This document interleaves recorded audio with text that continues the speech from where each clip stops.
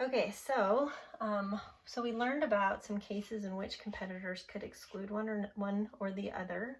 And so this is called the principle of competitive exclusion.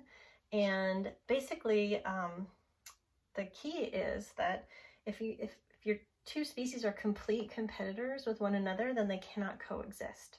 And so the more similar species 1 and 2 are, like the closer their values of alpha and beta, like if both alpha and beta are like 0.9, the more precarious their coexistence. So some of the model assumptions of competitive exclusion, again, like we talked about with exponential and logistic growth, there's no age or genetic structure, no time lags, no migration.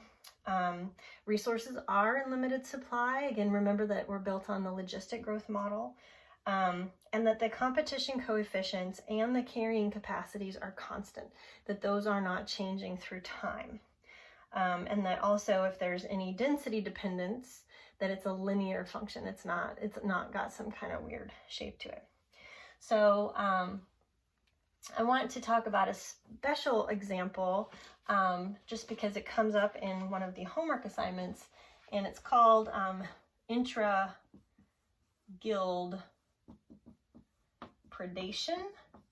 So for a lot of competitors, they're butting heads like rams. They're feeding on resources and pushing each other out of territories.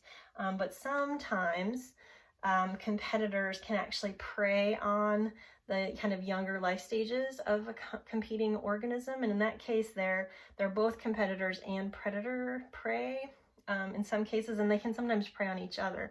So it's this kind of weird competitive kind of predation. Now we're not working on predation until next week, and so I don't want to go into the math of intra-guild predation, but I do want to talk about how intra-guild predation can change those isoclines. And so for example, say you have, again, we've got N1 space, N2 space, so we're still in state space. And for example, we're going to be working with the solid line. So this is the carrying capacity for species 1, and it goes up here to K1 over alpha. Now, if this species is undergoing intra-guild predation, it would kind of rotate the line up like this. Okay, so it would get moved up to a new place.